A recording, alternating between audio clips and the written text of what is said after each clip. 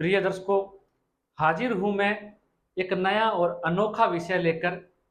और कार्यक्रमों की तरह आज का विषय भी बड़ा ही अद्भुत विषय रहने वाला है। हमारा विषय है, प्रिय दर्शकों, आप अपनी जन्म कुंडली खोलिए और देखिए कि दो शत्रु ग्रह किस भाव से आपके संबंध बनाए हुए हैं। अगर कोई दो शत्रु ग्रह आपके लगन से संबंध बना लेते हैं, आपस में कौन से ग्रह शत्रु है कौन से ग्रह मित्र है, उस पर बहुत पूर्व में कार्यक्रम करके बता चुका हूं। अगर आप नए दर्शक हैं जो अभी यूट्यूब प्लेटफॉर्म पे आए हैं और मेरा कार्यक्रम देख रहे हैं, तो आप पूर्व में कार्यक्रम बनाए हुए जाके देख सकते हैं, आपको समझ में आ जाएगा। प्रिय दर्शकों, अगर कोई भी दो शत्रु ग्रह जो नैसर्गिक शत्रु ग्रह होते हैं वो आपस में युति कर ले आपके लगन के अंदर, तो ऐसा जातक का जो व्यक्तित्व है, जो स्वयं जो जातक है, वो कंफ्यूजन की स्थिति में आ जाएगा, अंतर्द्वंद उसके अंदर होने लगेगा, उआपो की स्थिति ऐसे जातक के मन में उत्पन्न होने लग जाएगी। वही प्रिय दर्शकों, आप उदाहरण से समझिए। मैंने अभी आपको लगन से बताया कि कोई भी दो शत्रु ग्रह लगन से संबंध बनाया तो आपके अंदर आप अपने आप से लड़ते रहेंगे आजीवन, आपके मन में शांति नहीं हो पाएगी, कंफ्यूजन चलता ही रहेगा। उदाहरण से समझिए, अगर यह स्थिति पंचम भाव में बन जाती है, दो शत्रु ग्रह आपस में जाके युति करके पंचम भाव में बना लेते हैं, सबसे ज्यादा इफेक्ट ये रिश्तों पर डालते हैं। तो ऐसे जातक की जो संतान होगी वो सदैव ऊहापोह की स्थिति में लगी रहेगी, कंफ्यूजन में रहेगी, अंतर्द्वंद उसके मन में सदैव चलता रहेगा, मन से कभी वो शांत नहीं हो पाएगी, निरंतर उसके दिमाग में कुछ ना कुछ स्थिति चलती ही रहेगी कंफ्यूजन की। प्रिय दर्शकों, आजमा के देखिएगा।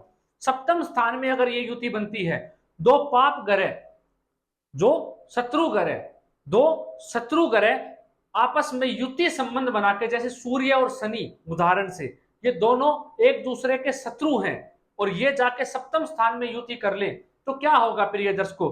उहापोह की स्थिति आपकी पत्नी के स्वभाव में, अगर आप जाति का है तो आपके पति के स्वभाव में आपको देखने की मिलेगी। सदैव ऐसा जातक या जाति का कंफ्यूजन की स्थिति में रहेंगे अपनी पत्नी को, उनका जो पत्नी का स्वभाव है वो रहेगा रिश्तों पे, उसके पार्टनरशिप जो उनके पार्टनर रहेंगे वो सदैव कंफ्यूजन की स्थिति में रहेंगे।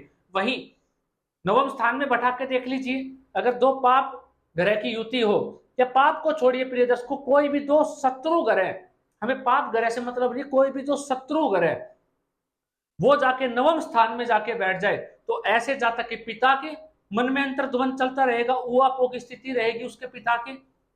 वहीं अगर लाभ में जाके बैठ जाए तो बड़े भाई बहन के साथ ऐसी स्थिति उत्पन्न होगी, लाभ को लेके उसके मन में कुछ ना कुछ निरंतर कंफ्यूजन चलता रहेगा, अंतर्द्वंद उसके दिमाग में आता रहेगा। अब प्रिय दर्शकों, ये तो रही बात दो शत्रु ग्रह का आपस में। वही शास्त्रों में कहा, अगर दो शुभ ग्रह आपस में युति कर ले, दो शुभ ग्रह आपस में युति कर ले तो बड़ा ही श्रेष्ठ होता है। कोई दो शुभ ग्रह आपस में युति करके बैठ जाए तो वो बड़ा श्रेष्ठ बताया गया, चाहे वो शत्रु ही क्यों ना हो, आपस में शत्रु ही क्यों ना हो प्रिय दर्शकों। जैसे कि गुरु और शुक्र ग्रह अगर आपके लगन में जाके संबंध बना लेते हैं, तो आप क्या देखेंगे? आप स्वयं, अगर आपकी कुंडली में घटित हो रहा है, आपके किसी जानकार की कुंडली में घटित हो रहा है ये योग, या आप जब भी कुंडली अध्ययन करते हैं या कुंडली अध्ययन का कार्य करते हैं, तो आपके सामने ऐसी कुंडली आती है, तो आप बेहिचक उनको बोल के देखिएगा। आप कहिएगा कि आप सदैव ऊहापोह की स्थिति में रहते हैं, कि आप भौतिक सुख में जाएं या आप आध्यात्मिक हैं, आपको भौतिक सुख ज्यादा चाहिए या आप आध्यात्मिक दुनिया को ज्यादा चाहते हैं। आप देखिएगा प्रिय दर्शकों, बड़ा ही अद्भुत है ज्योतिष, बड़ा ही अद्भुत है ये। अब यहाँ पे गुरु ग्रह उसको आध्यात्मिक की ओर धकेलना चाहेंगे और शुक्र उसे कहां धकेलना चाहेंगे? भौतिक सुखों की ओर। अब हमें प्रिय दर्शकों यहाँ पे क्या देखना है? स्थिति तो यहाँ भी मैंने क्या कहा, दो शत्रु ग्रह गुरु और शुक्र आपस में शत्रु है प्रिय दर्शकों, लेकिन शास्त्रों ने यह भी कहा, अगर दो शुभ ग्रह की युति हो जाए तो उस भाव से संबंधित चीजों में वृद्धि कर देगा, वो भाव बेहद अच्छा हो जाएगा और बेहद शुभ परिणाम देना शुरू कर देगा। अब शुक्र और गुरु जो आपस में शत्रु ग्रह हैं लेकिन दोनों शुभ ग्रह हैं, इन दोनों की युति होने से उस भाव में तो बल आ जाएगा, लेकिन मैंने क्या बताया, वो जातक करना क्या चाहेगा, उहापोह की स्थिति, कंफ्यूजन, अंतर्द्वंद उसके मन में सदैव उसके साथ चलेगा, उसका पीछा नहीं छोड़ेगा कि उसको भौतिक सुख की चाह। आप देखिए अब यहां कैसे पता लगाए।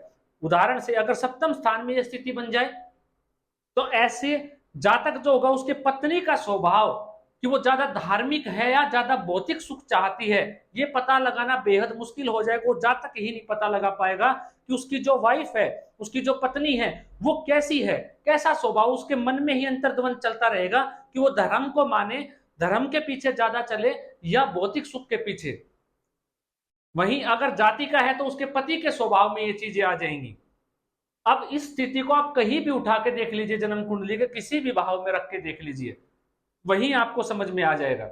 लाभ भाव में रख के देख लीजिए तो बड़े भाई के संबंध, बड़ी बहन, उनके संबंध को देखेंगे आप, उनको देखेंगे कि वो क्या चाहते हैं। वो सिर्फ पैसा, इस भौतिक दुनिया को चाहते हैं या वो आध्यात्मिक भी है। अब यहाँ पे कैसे विचार किया जाए प्रिय दर्शकों, अब यहाँ पे हमें देखना है कि अगर गुरु जिस कुंडली में कारक होते हैं, लग्नेश का अगर गुरु मित्र है, लग्नेश के अगर गुरु मित्र हैं और वो अंश में भी शुक्र से ज्यादा मजबूत स्थिति में हैं, ज्यादा मजबूत स्थिति में बैठे हुए हैं, और नक्षत्र जिस नक्षत्र में वो बैठे हैं वो नक्षत्र भी उसका मित्र है गुरु का, तो ऐसा जातक आध्यात्मिक दुनिया से ज्यादा प्रेम रखने वाला होगा।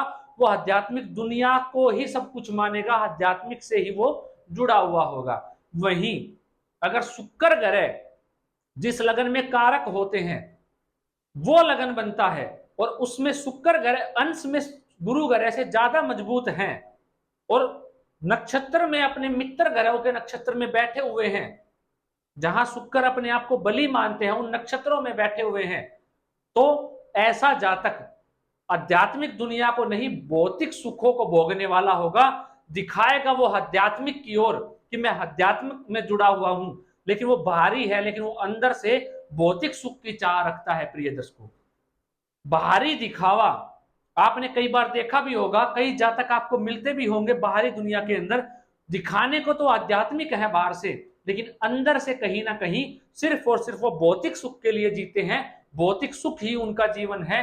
वो कैसे ना कैसे करके अपना हित साधना चाहते हैं भौतिक की ओर ही।